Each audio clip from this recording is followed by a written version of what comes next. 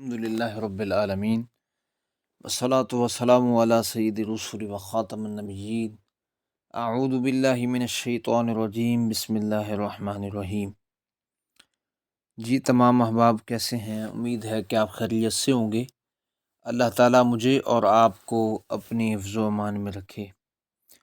الحمدللہ ہماری سورہ الانعام جاری ہے اور سورہ انعام کی 59 آیات با ترجمہ اور مختصر تفسیر ہم پڑھ چکے ہیں۔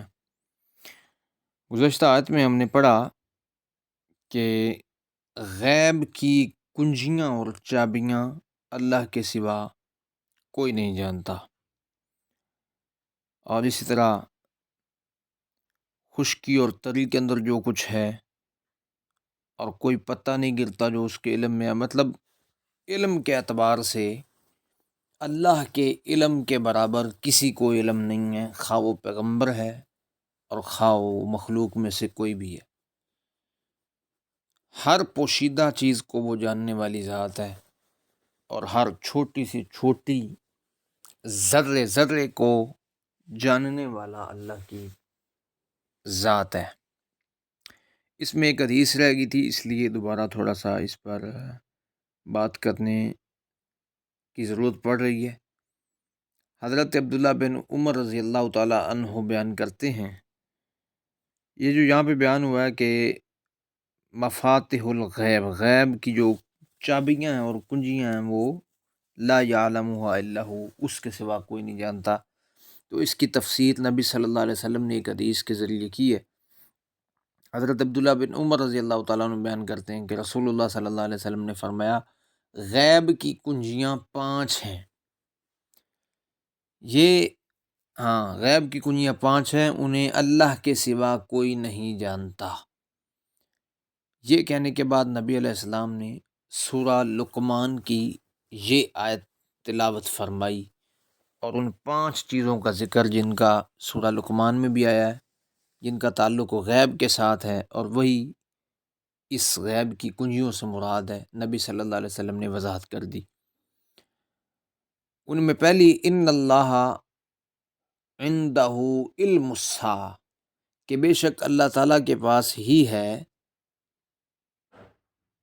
کہ قیامت کا علم۔ قیامت کا علم کس کے پاس ہے؟ اللہ کے پاس ہے۔ اب یہ ایک غیبی معاملہ ہے۔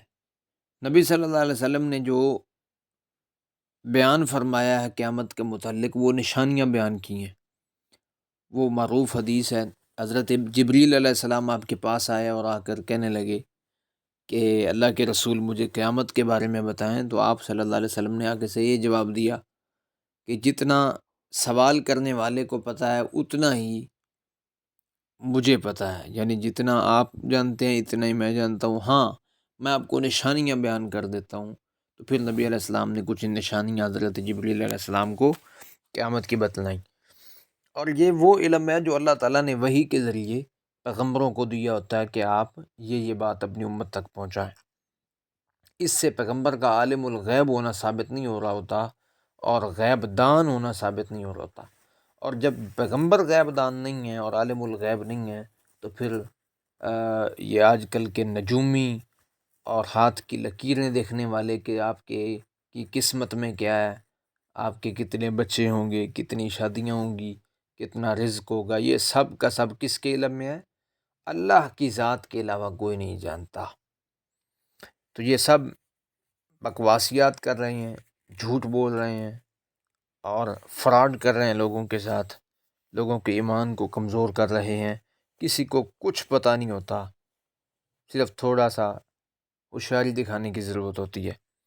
تو یہ پہلا قیامت کا علم جو ہے یہ اللہ کے پاس ہے، اور پھر وَيُنَزِّلُ الْغَيْثَ، اور می کو وہ برساتا ہے، بارش برسانا، کب آنی ہے، کتنی آنی ہے، یہ کس کے علم میں ہے، کہاں کہاں پہ آنی ہے، اللہ کے علم میں ہے۔ یہ جو موجودہ سیٹلائٹس کے ذریعے یا دوربینز کے ذریعے یہ جو اندازے لگا لیے جاتے ہیں، یہ حتمی نہیں ہوتے۔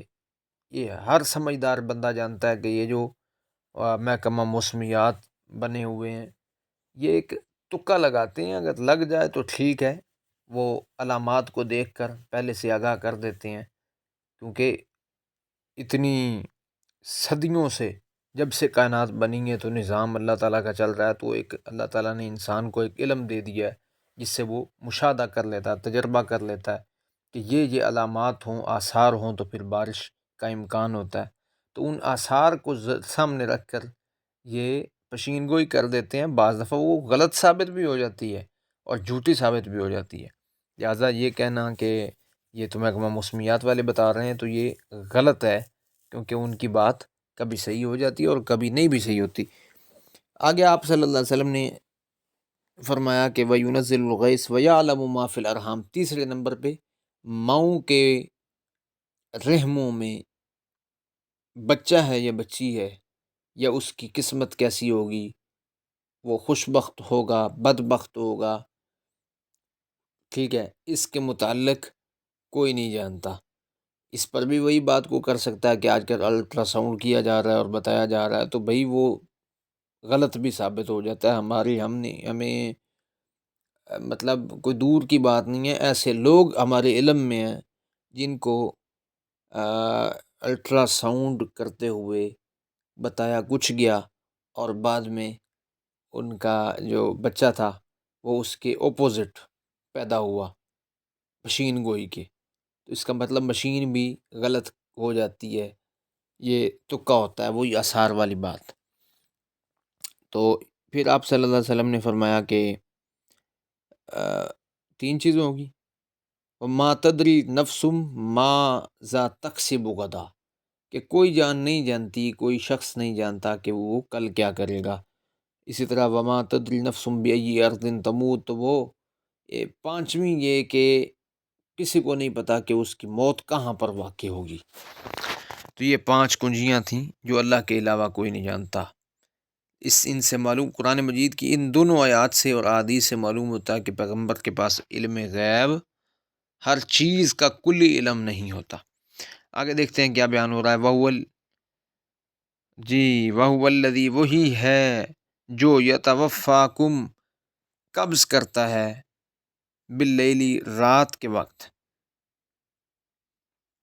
تمہیں قبض کرتا ہے، یتوفاکم تمہیں، وَيَعْلَمُ مَا جَرَحْتُمْ، اور وہ جانتا ہے جو تم نے کمایا، وَيَعْلَمُ مَا جَرَحْتُمْ، مَا جَرَحْتُمْ، اور جو تم نے کمایا وہ جانتا ہے، بالنہار، دن کے وقت، ثم یبعثکم، پھر وہ تمہیں اٹھاتا ہے، فی، اس میں یعنی دن میں، لیقضی، تاکہ پورا کر دیا جائے، اجل مسمی، مقررہ مدت کو، ثم الیہ مرجعکم، پھر اسی کی طرف تمہارا لوٹ کر جانا ہے، ثم ینبئکم، پھر وہ تمہیں خبر دے گا، بما کنتم تعملون، اس کی جو تم تھے عمل کیا کرتے۔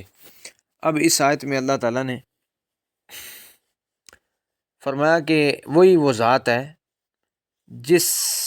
جو رات کو تمہیں قبض کر لیتا ہے۔ قبض کرنے سے مراد نیند ہے، اور یہاں یہ بھی بات ذہن میں رہنی چاہیے کہ رات کے وقت روحیں نکال لی جاتی ہیں قرآن مجید سے، اور تو یہی پتہ چلتا ہے کہ جب تمہیں وہ موت دیتا ہے، یعنی اللہ تعالیٰ کی ذات، یتوفاکم باللیل، رات کے وقت، وَيَعْلَمُ مَا جَرَحْتُمْ، اور وہ بھی جانتا جو تم دن میں تم نے کمایا، یعنی تم نے جو اچھے اور برے اعمال دن کے وقت کیے ہیں، رات تو ٹھیک ہے، تو وہ بھی جانتا ہے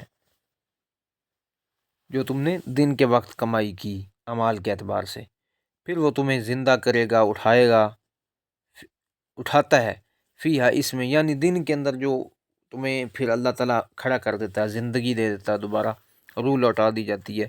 کیوں؟ اس کی وجہ بیان کی کہ لیقضی اجل مسمی، تاکہ مقررہ جو مدت ہے وہ پوری کر دی جائے۔ مقررہ مدت سے پوری کرنے سے مراد یہ ہے کہ اللہ تعالیٰ نے انسان کا پہلے سے رزق اور اس کی عمر جو ہے وہ طے شدہ رکھ دی ہے کہ اس سے کتنا رزق دیا جائے گا اور کتنی زندگی وہ گزارے گا۔ تو وہ اگر مدت بقایا ہوتی ہے تو اس کو دوبارہ دن کے وقت اس کی روح لوٹا دی جاتی ہے، تاکہ لیقضی اجل مسمی، وہ جو طے شدہ مدت ہے وہ پوری کر دی جائے اور اسے زندگی دی جائے۔ پھر اللہ کہتے ہیں کہ بالآخر اس کے اسی کی طرف تمہارا لوٹ کر جانا ہے، اور پھر وہ تمہیں بتائے گا کہ تم دنیا میں کیا اعمال کرتے رہے ہو۔ اللہ تعالیٰ ہمیں صحیح اعمال کرنے کی توفیق دے۔ یعنی دنیا کے اندر اللہ تعالیٰ نے جو بھیجا ہے، اچھے اعمال کر کے آئے ہو یا برے اعمال کر کے آئے ہو، یہ سب کچھ اس کے علم میں ہے، اور وہ تمہیں خبر دے گا اور بتائے گا۔ اللہ ہمیں نیکی کی توفیق دے۔ وَهُوَ الْقَاهِرُ، اور وہ قاہر ہے۔ قاہر سے مراد غالب ہے، وہ فوق عبادہ، اپنے بندوں پر۔ وَيُرْسِلُ عَلَيْكُمْ، اور وہ تمہارے اوپر بھیجتا ہے حفاظتاً، محافظ، کئی محافظ۔